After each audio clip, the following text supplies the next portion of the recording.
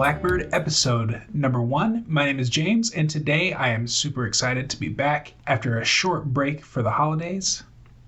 And I just want to talk to you a little bit about why I decided to rebrand, what this new brand is about, and ways that you can help support it. So I guess the first thing is what happened to Urban Agorist, right? Urban Agorist was an idea that I had in 2020, and I still think, as I said back then, that we're all agorists now. The overreach of the government, the political class, has kind of made it indispensable to resist the state, resist the systems that control us, and to do everything in our power, which isn't political. Like you and me, we don't have any sort of political power, really. Voting doesn't do much. Activism for freedom doesn't really seem to do much. You know, activists, activism really works for social issues, it seems. You can persuade the political class and the people who kind of pull the levers to bend to the will of activists who are looking for political solutions to their problems. But for those of us who really just want to be left alone by politicians and the state, it's a little bit tougher. You're not going to get the state to reduce its own power. That's just not something that happens really ever. You might have it reduce some temporary power that it took upon itself. Like right now we're dealing with this COVID crisis. Before this, it was the financial crisis about a decade ago. And before that, it was the 9/11 and terrorism crises that sort of dictated all of the policies and programs that the government created. And, it's that ratchet effect that Bob Higgs writes about.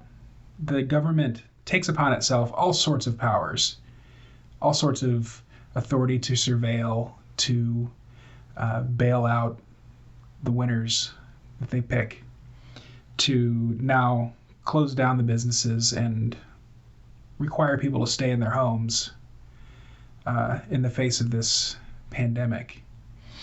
And yeah, sure, they will eventually reopen businesses, and they'll eventually they got rid of the color codes for the terrorism threats, and eventually the economy rebounded, or at least the bubble reinflated.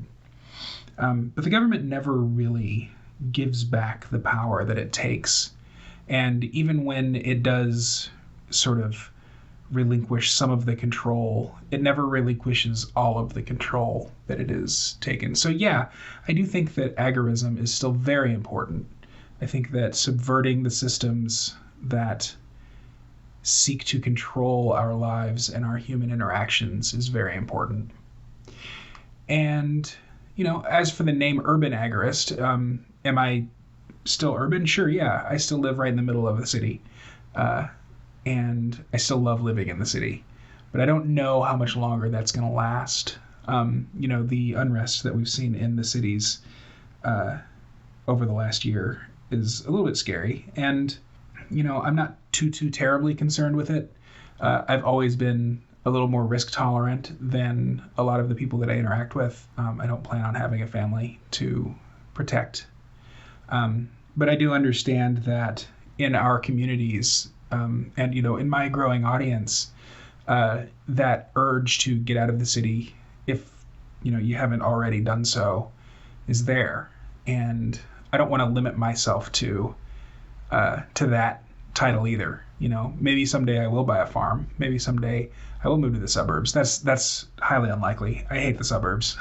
But there is that kind of call to nature that I often feel. So maybe I won't be urban for the rest of my life, and certainly not for the rest of the duration of this podcast. But more importantly than that, I really wanted to not only focus on agorist theory or libertarian theory, these great philosophies. I mean, they're wonderful. But I don't want to shoehorn myself into this project and make it like just another libertarian podcast. And so for that reason, I started thinking about a month ago about what I really, really wanted to focus on, what I really, really wanted to communicate to people. And,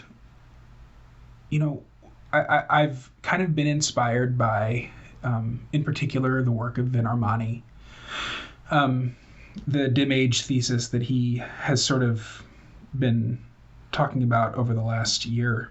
I want to learn for myself, and hopefully for you to join me in learning how to not only just lay low and survive, but to be prosperous in this age that we've entered, where reason and debate and getting by on our intelligence and facts and logic, it's kind of come to an end. And I think that it came to an end, or at least it started coming to an end, about a century ago. The progressive era sort of put the brakes on the Enlightenment.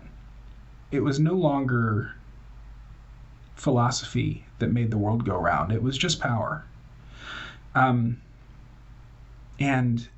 I think when science became sort of the ideology du jour, but at the same time scientists kind of stopped thinking about, hey, why do we do what we do?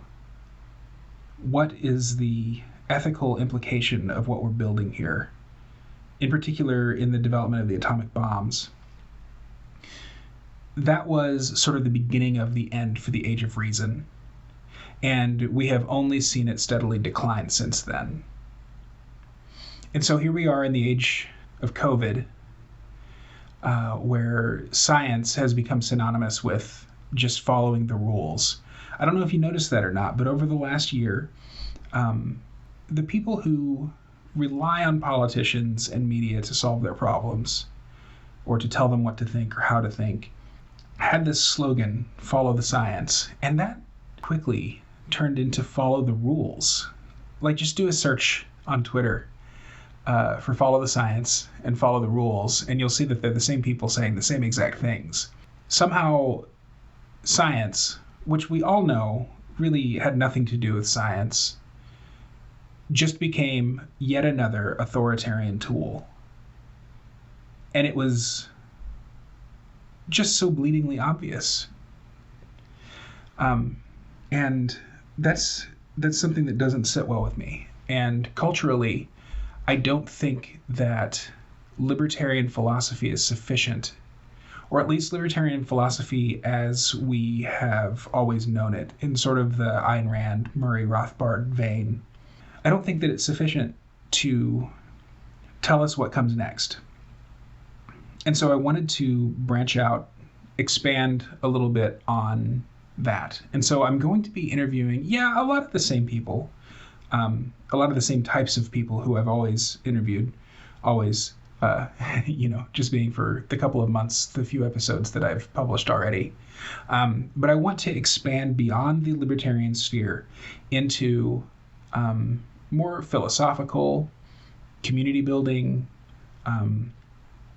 entrepreneurs who are maybe not strictly libertarian, but also able to help us, you and me, those of us who are interested in surviving and prospering in this new era of like the post-reason age,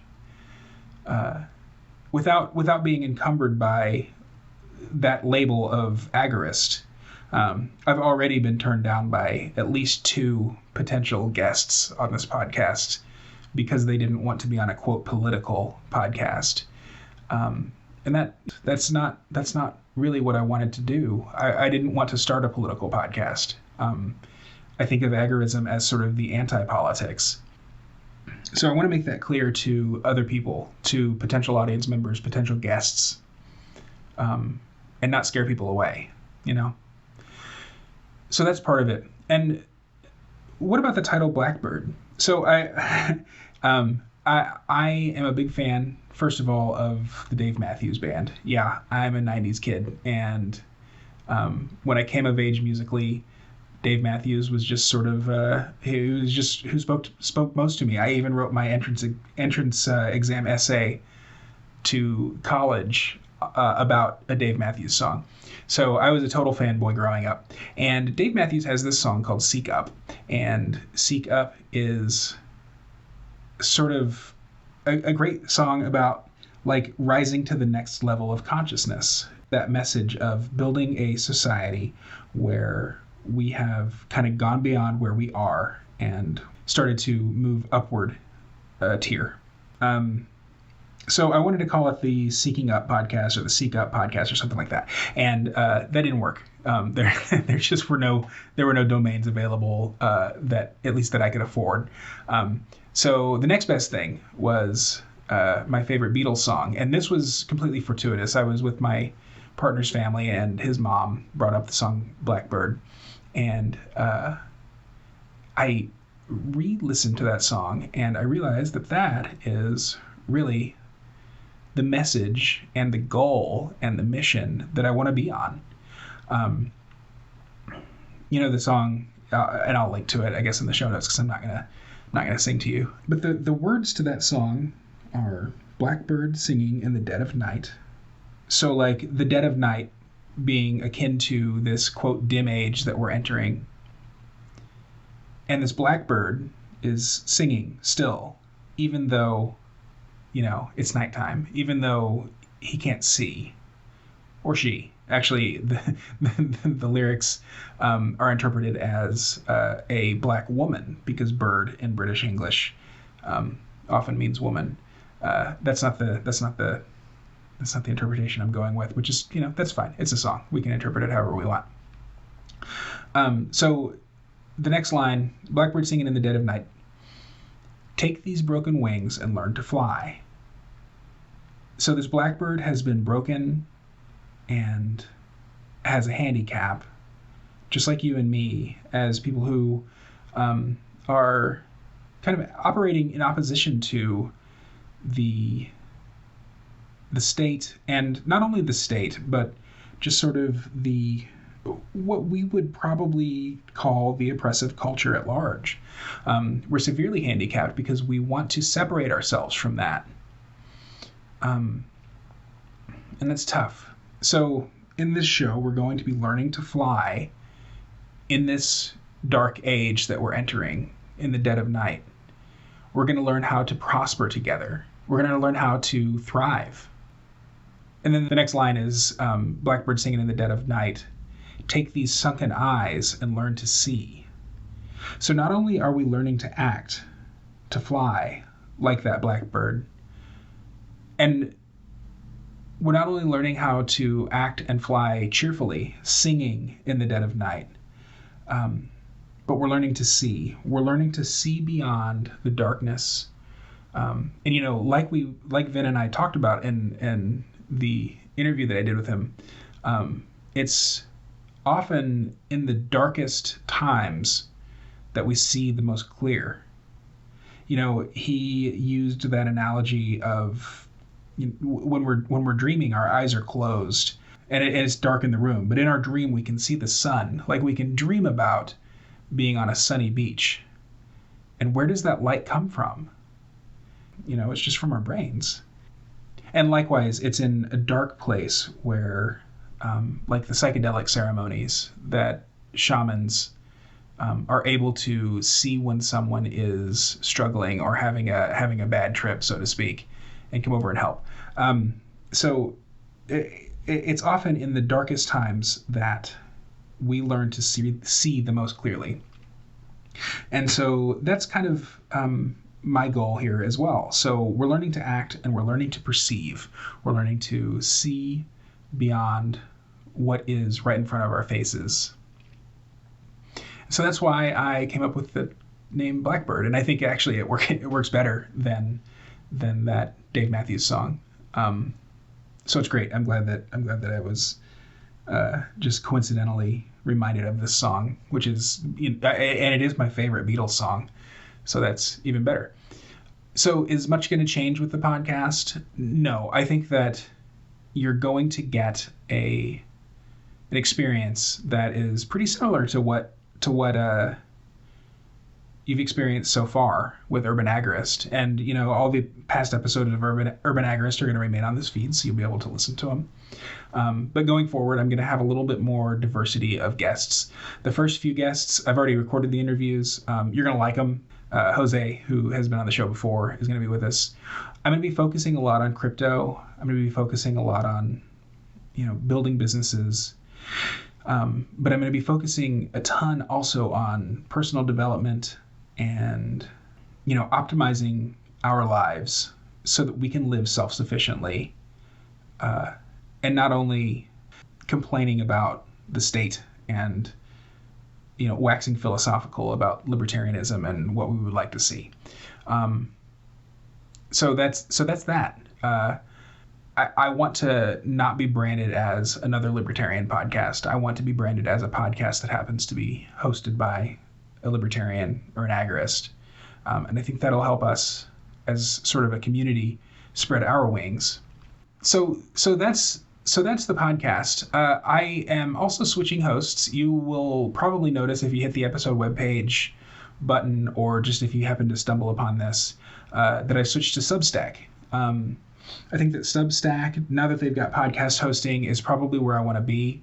I've been looking for an outlet that I can ask for your support monetarily, with the goal of creating a side income for myself, and maybe someday completely replacing my income as an employed individual.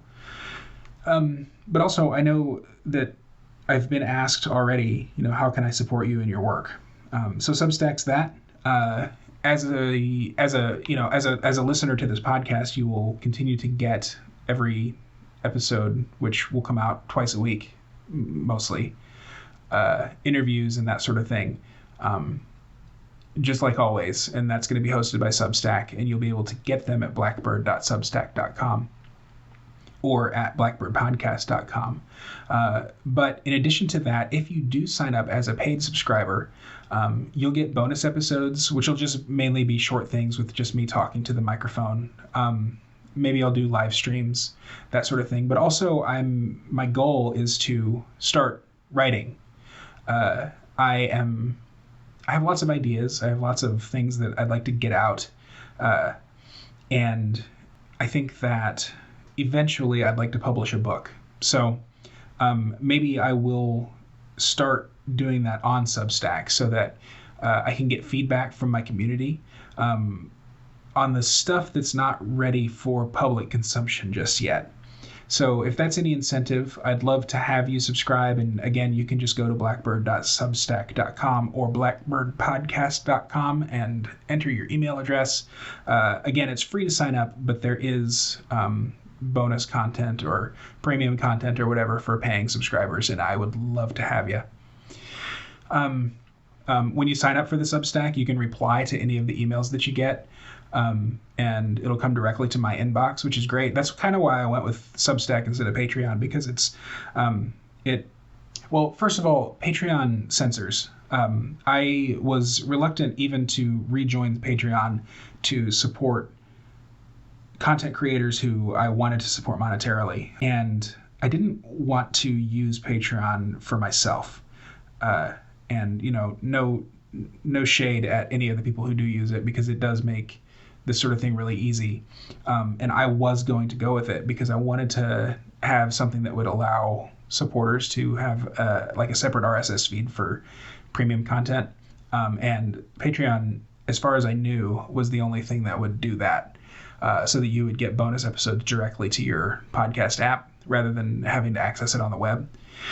But come to find out, Substack has this feature. And since I really did want to start writing as well, and Patreon doesn't make that super duper easy. I mean, you can write blog posts and things like that on Patreon, but it's not a great place for like formal written content. It's more just updates, like a social network. So Substack it is. That's That's what we're going with. So if you appreciate what I do, if you like the content, if you've enjoyed this solo episode, which I'm not used to just talking into a microphone. In fact, my first episode with Landry Harmon, I had him on just to kind of help me shake off some of the nervousness of talking to nobody, because I wasn't able to do it. I had started recording like 5 or 6 times, and finally I just sent him a message and said, hey, can you like interview me? Can you be my first guest, I guess? Just because it's so uncomfortable for me to talk to a microphone. So as you can see, I'm a little bit better at it now. Hopefully this episode hasn't been terrible, but I do know that my strengths do lie in interviewing. That's the feedback that I've gotten. And I do appreciate that. All the people who have reached out to me on Twitter and left comments on the YouTube videos and things like that. It's been great. I'm glad that you're gaining something out of this. I've always kind of prided myself on not being afraid to ask dumb questions. So I'm glad that my dumb questions and my insightful questions as well have gone over so well for you. And I'm really looking forward to providing great content going forward into 2021. I don't think that this year is going to be as great as some people. I'm not quite as optimistic about 2021. I think that we're going to continue seeing government overreach. I think that it's maybe even going to get worse before it gets any better with the COVID stuff. One of my predictions, and I kind of echo Pete on this, one of my predictions for 2021 is that we're going to be still wearing masks a year from now. Maybe they won't be mandated, but there's going to be people who, as soon as they start feeling sniffles, the masks are going to go back on, and a year from now it's going to be right in the middle of flu season again.